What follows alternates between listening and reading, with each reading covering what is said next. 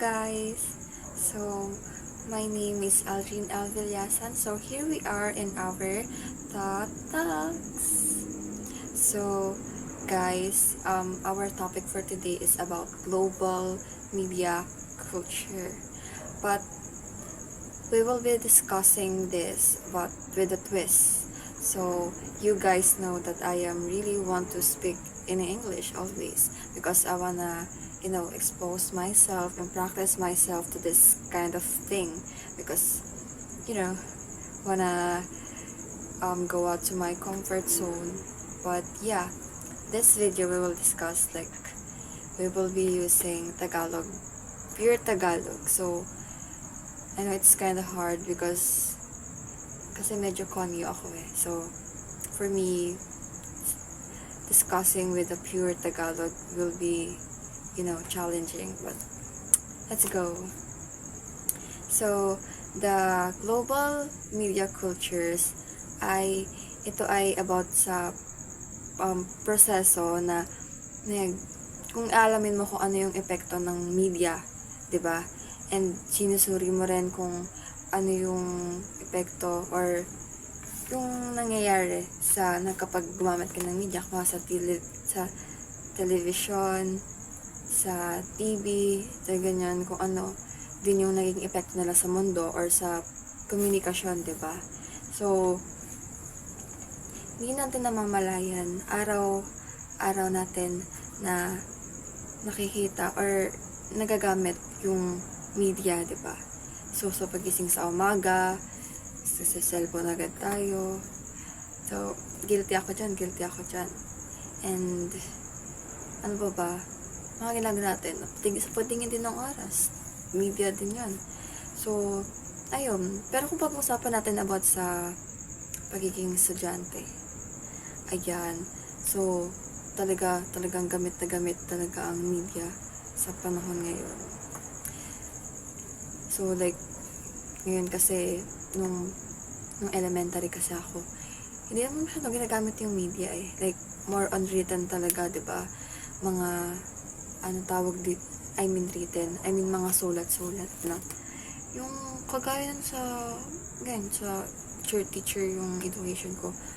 Tawag doon, yung mga imbes na digital.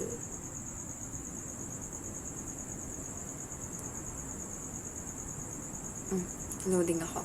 Pero ayun guys. Ngayon, so sobra talaga laki na ng pagkakaiba. And di ko rin ma-deny na talagang sobrang laki rin talaga naman ng epekto sa atin or yung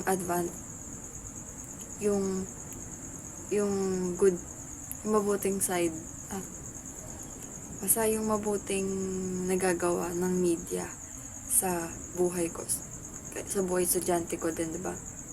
And talaga naman yung digital yung media, talagang yun yung lagi namin ginagawa ngayon, more on digital na talaga. And dati puro lang ako sulat-sulat, ngayon piprint na ako, ganun. So malaki rin naman talagang ang bag estudyante. And kung tatanawin ko yung noon at ngayon sa nangyayari ngayon about sa media, talagang sobrang laki ng pagkakaiba. So kahit sa mga bata pa nga lang, di ba? Pag dati mga panahon, lagi tayong sa labas naglalaro. Pero ngayon, yung mga bata ngayon, laging nag-cellphone na, ang aga-aga, Cocomelon, or TikTok, mahilig sa TikTok, diba? So, sobrang laki na talaga. And one of the advantage din, or hindi na advantage, I mean, mga napapansin ko sobrang laking pagiging madali when is yung sa kahit diba dati is sulat-sulat, puro sulat sa envelope, puro yun yung mga and tagal pa bago mabigay or mapunta sa'yo. Tas ngayon sobrang dali na lang talaga ng komunikasyon ngayon, sa messenger, chat mo lang sila, marireceive na nila, sobrang dali. Di kagaya dati na ilang days ka pang maghihintay, no, bago matanggap yung message niya. So sobrang ano na talaga, like, sobrang laki na ng pagkakaiba ng panahon ngayon. Like, sobrang, with, sa tulong ng media, sobrang laki na talaga ng pagbabago. And pati din sa pagbabayad ng Tagalog ba sa bills? Like, sa kuryente, sa bill ng kuryente, bill ng tubig. Like, dati talagang pupunta pa tayo sa mga bayarin. Pero ngayon kahit ano na lang, kahit GCash, 'di ba? So, talagang na-amaze ako, na ma-mind blowing ako kapag, hindi, yung sumasabog yung utak ko, parang, namamangha, na tatanawin mo, sobrang laki pala talaga ng nagagawa and pagbabago ng media. So, ayun, and ito, sa ginagawa natin ngayon, produkto rin to ng media. Kasi nag-uusap tayo diba? So, ayun. And, mamatay. And ito naman is, sa media naman, talagang nakakatulong ito sa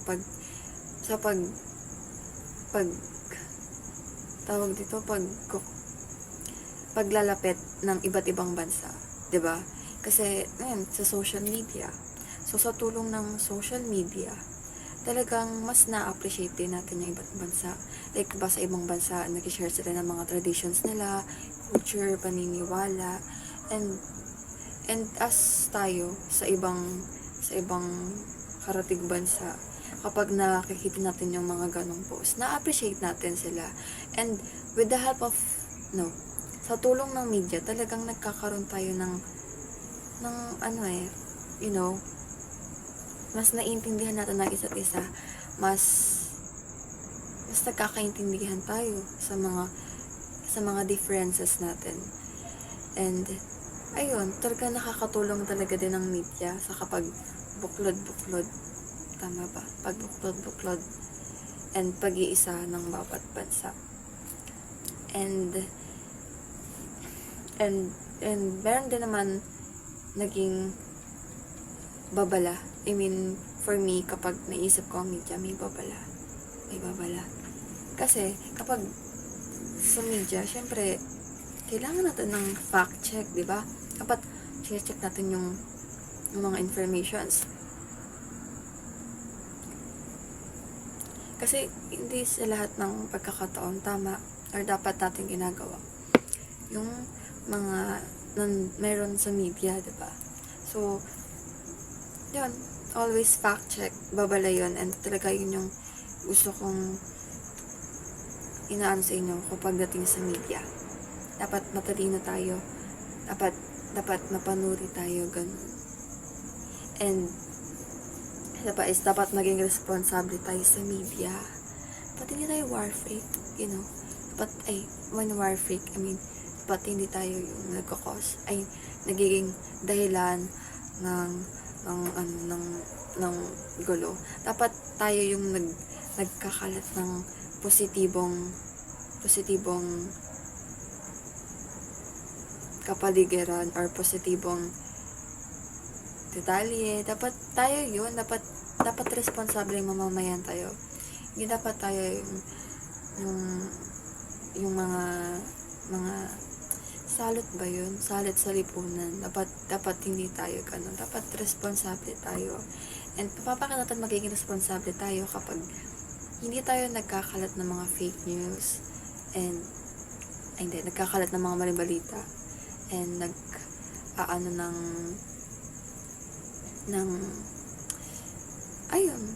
dapat responsable tayo. Dapat alam natin kung paano mag-behave ng tama sa social media. Hindi tayo nagpo-post ng kung ano-anong mga negatibo. And dapat kapag may isyong naglabas, dapat sinusuring mo natin na mabuti. Hindi dapat tayo nagdadadadada agad. Dapat fact check muna bago tayo mag-speak ng truth or insights natin sa isang information. And ayun, nakakatilong ko. Pero yung dapat pinapromote natin, dapat isaan na alang-alang natin ang pagiging mabuting mamamayan sa social media. And kapag iisipin naman natin kung ano nga ba ang naging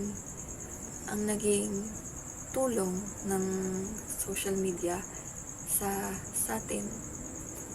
So, ayun, ang example ko ay about naman sa edukasyon. Ganun. Kasi kapag meron tayong enough na education and nagagamit natin ng tama ang social media sa edukasyon, maaari nating mai-unlad ang ekonomiya. Kasi meron tayong kaalaman and makakatulong ang ating kaalaman sa paglago ng ekonomiya at ang ating bansa. And ano naman ay ang issues. So, issues, anong patagalog ng issues? Kasi diba kapag sa social media, lahat ng mga mali or mga dapat solusyonan, nilalahad nila sa social media and sinasabi nila na dapat ganito ang solusyon, it's ganyan. And may mga nasa gobyerno din naman na pinapakinggan din naman yung mga tao. And because of that, syempre nga sa akin, dahil doon and sa social media talaga, kapag sa social media mo pinost, mabilis kumalat yun Mabilis kumalat yun. And because of that, nasusolusyonan agad natin. Nalalagyan ng action and nakakatulong din iyon. Kasi, kaya nun yung maging cause ng pagtulong sa ibang bansa, pagtulong sa bansa natin para maging better and mas umunlad din yung bansa natin. So, salamat sa media dahil mas napapabilis nito ang pagkalat ng information and mas maraming nagiging Tagalog ng aware. Mas maraming nagiging aware, diba? Nakakatulong talaga And plus dun sa media and sa UN, diba? UN United States. Ayun yung hindi United, hindi UN. Ayun. Basta, nakalimutan ko yung tawag. Hindi ako nakikinig. Pero ayun.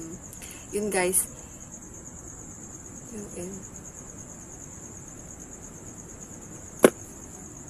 UN basta ayun yung pag-unite ng mga iba't ibang karatig bansa para masolusyonan yung mga kung ano mang dapat solusyonan sa globalization natin. And yun, din sa media na yun. And pwede rin natin makontak sila and magkaroon agad tayo ng mabilis na komunikasyon through media. Dahil nakakatulong din iyon sa pag-unlad and sa pag-aayos ng ating bansa. So, syempre, sa media, hindi talaga mawawala ang mga positibo at negatibong effects, diba? So, ang positive positibo nakikita ko is kapag sa media is mabilis lang. And mabilis lang lahat ng tao magkakaroon ng access. Tagalog ng access sa social media. So, mas mamamadali talaga ang ating pakikipag-communicate. Pagkomunikasyon and pag-solve ng mga any problem. Mali. English pala yun. So, ayun, ang social media ay talagang para sa lahat. Kung matanda ka man, bata ka man. O syempre, dapat responsable tayo sa paggamit, hindi ba? So, ayun, dahil sa social media, ang positive sides niya, like kagaya ng sinabi ko kanina, mas mapabilis yung pag-action natin sa mga problema dahil mabilis kumalat ang balita. And kagaya kanina, and magiging boses kasi tayo sa social media kasi marami nagpo-post ng mga hinanaing social media. Lahat ng mga hindi nila nagugustuhan, sinashare nila yan sa social media. And dahil sa pag-share na iyon, pwede yung naging reason para, mas kagaya sa eleksyon, di ba? Sa eleksyon pa yun. Or sa mga sa gobyerno, like, sinishare yung sa corrupt, yung mga ganan. And talaga nakapabalita rin agad-agad sa mamamayan kung ano din yung.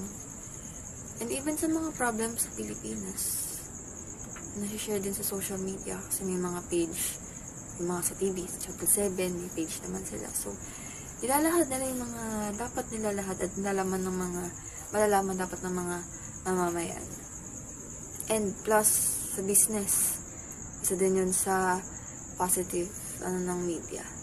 Kasi sa business, 'di ba, mas nabuboost yung business kapag sa media. Like, nagpo-post ka lang ng promotion video. Ayun. Tapos kapag nag-viral ka, mas dudumugin ka. Kung kagaya din ng mga sikat na influencer. 'Di ba? Mga sikat sila eh. So, si Diwata, kung alam niyo si Diwata, yung dun may Pares, 'di ba? Ang bongga ng business niya dahil sa social media kasi kilala siya eh, 'di ba? And plus may mga nagko-content din na mga influencers. So, talagang malaki din talaga ang tulong ng social media, 'di ba? Sa lahat pang kalahatan, sa businessman or sa pag-solve ng problems, sa communication, maraming positibong dahilan ang meron. And sa negative naman is, ayun, kapag hindi ka responsable sa paggamit ng social media, ayun, nagiging, negative effects yun, kagaya ng cyberbullying, like, ano pinagsasabi mo, tas mga scam, and syempre, ginagamit din yun ng mga, alam mo na, mga taong, gano'n, ginagamit na lang ang media for scam, nanloloko sila ng tao. So, wag ganun. And, sa din, ang negatibong epekto din ng media is, fake news, and yung iba din naman na walang knowledge, and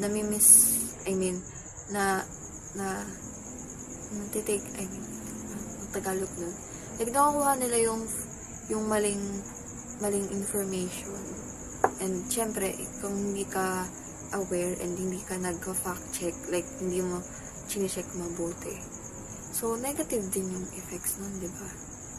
So, and marami ring negativities mga negatibo sa social media.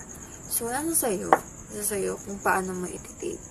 So, overall, my insights and my thoughts about media is, dapat, responsable ka sa paggamit ng media.